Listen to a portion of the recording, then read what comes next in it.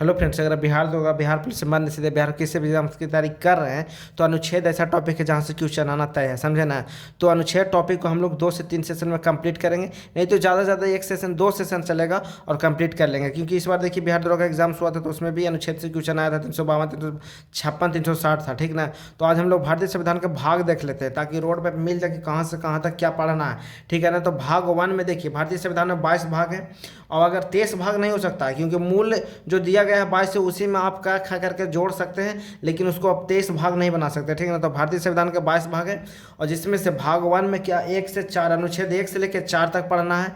अनुच्छेद 1 से 4 तक पढ़ना है जिसको संघ और उसका राज क्षेत्र कहते हैं। देखिए 1 से 6 तक ज़्यादा इंपॉर्टेंट है, कभी कभी पूछ देता है कि मौलिक अधिकार कौन सा भाग में है, इस तरीक़ा से मौलिक कर्तव्य किस भाग में है। तो कुछ हैं जो इंपॉर्टेंट है, लेकिन खाली एक बार आप देख लीजिए कहाँ से कहाँ तक क्या पढ़ना है और संविधान संशोधन कर कुछ ऐड किया गया उसको आप ध्यान में रखिए। पूरा याद नहीं करने का इसको ज़रूरत है, हम लोग अनुच्छेद जितना भी देखेंगे उसको याद करने का ज़रूरत है, ठीक है। तो भाग 1 में 1 से 4 तक संघ और उसका राज क्षेत्र पढ़ना, मतलब कि आप जैसे कह सकते हैं भारत राज्यों का संघ है, ये बताया गया है भाग 1 में, समझे ना।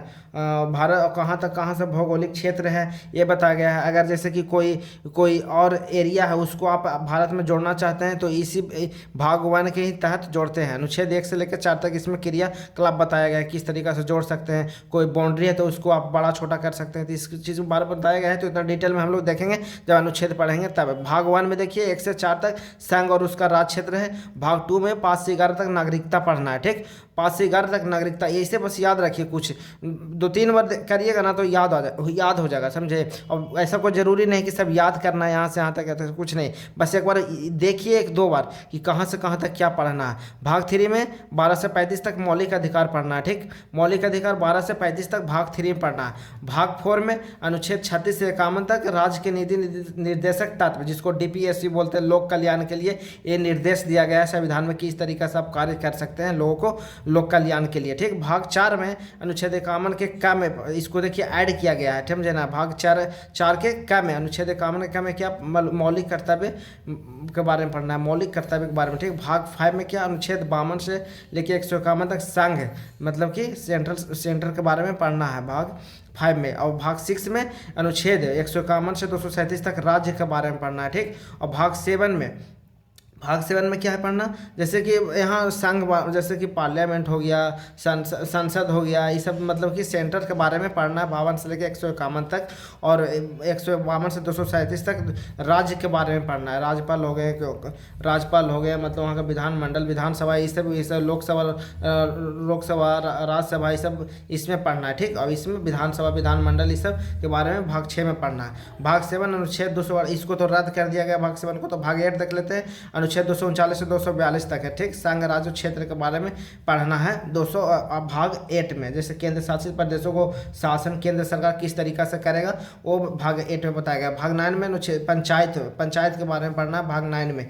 समझे, संविधान के इंपॉर्टेंट है, इसको याद रखिएगा। इस संविधान संशोधन 73वां संशोधन अधिनियम 1992 के द्वारा इसको जोड़ा गया है पंचायत को, ठीक ना। तो इसको जरा याद रखिएगा।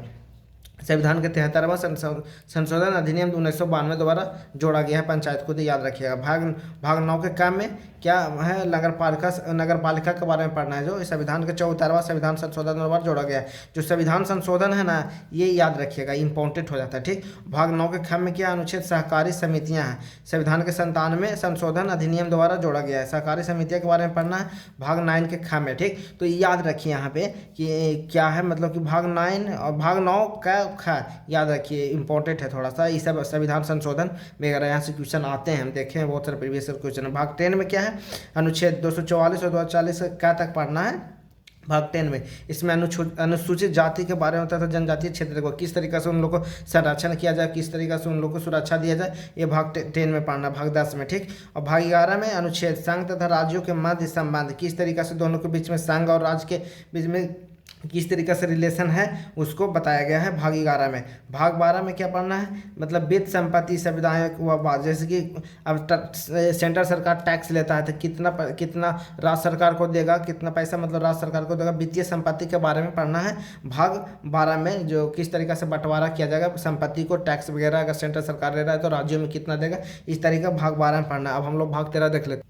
और भाग 13 में क्या अनुच्छेद भारत के राज्य क्षेत्रों के भीतर व्यापार वाणिज्य तथा समागमन। देखिए हम लोग पूरे डिटेल में नहीं, बस इतना जाने कि किसमें क्या पढ़ना है, आर्टिकल अनुच्छेद याद रखना मेन इंपॉर्टेंट है, समझे। और कुछ जो संशोधन है वो याद रखिए। देखिए कहाँ से पॉलिटी में ज़्यादा क्वेश्चन आता है कि अनुच्छेद से आता है, अनुसूची से आता है, और मतलब कि संविधान बना है वहाँ से, प्रस्तावना वगैरह से, इस सब से क्वेश्चन बहुत ज़्यादा आते हैं। तो इस सबको, और संविधान संशोधन से, इस सब से क्वेश्चन बहुत आते हैं। तो इस सबको मतलब कि याद करते जाना है, समझे। भाग 13 में क्या पढ़ना है, 301 से 307 तक, अनुच्छेद 301 से 307 तक। बात कर राज्य क्षेत्र के भीतर, कोई ज़रूरी नहीं था लेकिन एक ज़रूरी है माइंड में, माइंड सेट करना कि यहाँ से यहाँ तक पढ़ेंगे। जैसे मौलिक अधिकार कहाँ से कहाँ तक, 12 से लेके अनुच्छेद 12 से लेके 35 तक, अनुच्छेद 35 तक मौलिक अधिकार पढ़ना है। अब भाग इतना में पढ़ना है तो ये दिमाग में जरूर चलना चाहिए, समझे। भाग 14 में क्या है, देखिए यहाँ पे क्या, भारत के राज्य क्षेत्र के भीतर व्यापार, मतलब कि आप पूरे भारत में व्यापार कर सकते हैं, इसके लिए बताया गया है। व्यापार को सुचारू बनाने के लिए संसद कानून बना सकता है, इस चीज़ के बारे में भाग 13 में मतलब कि बताया गया है, समझे। जैसे वाणिज्य वस्तुओं को लेन देन वगैरह खरीद बिक्री कर सकते हैं आप कहीं भी पूरे भारत में, तो कोई उसके लिए दिक्कत नहीं है। और इसी बारे में पढ़ना भाग 13 में, ठीक, व्यापार वगैरह में।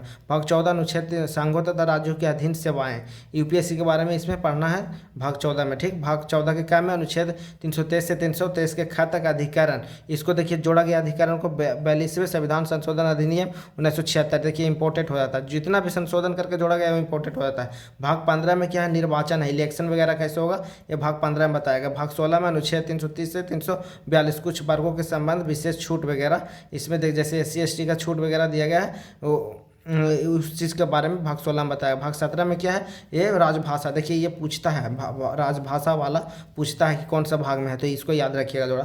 भाग 18 अनुच्छेद आपात संबंध, मतलब कि इमरजेंसी में, कि इमरजेंसी जैसे कि 352, 356, 360, देखिए यहाँ से पूछा था इस बार क्वेश्चन, समझे। तो ये इसको याद रखिएगा जरा, 352 से 360 इमरजेंसी के बारे में है कि जैसे राष्ट्रीय आपातकाल लगता है, जैसे वित्तीय आपातकाल लगता है, तो इस चीज़ के बारे में पढ़ना है भाग 18 में। इस सबको देखेंगे हम लोग अच्छे तरीक़ा से, टेंशन मत लीजिए। भाग 20 में अनुच्छेद 368 संविधान संशोधन, इसी भाग 20 में जो 368 अनुच्छेद 368 के तहत संविधान संशोधन किया जाता है। भाग 21 में अनुच्छेद 369 से 392 तक अस्थायी संक्रमण कालीन तथा विशेष उपबंध है। भाग 22 में संक्षिप्त नाम प्रारंभ और निरसन वगैरह अनुच्छेद 22 में पढ़ना है। जैसे कि संक्षिप्त नाम मतलब कि एब्रीविएशन फॉर्म में ये नाम वगैरह होता है, उसके बारे में पढ़ना है। तो हम लोग भाग 22 तक देख लिए, कोई इतना इंपॉर्टेंट है नहीं, लेकिन हाँ इंपॉर्टेंट भी है, इसमें सब इंपॉर्टेंट नहीं है, जैसे ये सब कुछ इंपॉर्टेंट नहीं है, लेकिन 17 हो गया, इधर 18 हो गया, ये सब इंपॉर्टेंट है, ठीक ना। तो आगे हम लोग आओ देखेंगे अब अगले सेशन में अनुच्छेद वगैरह।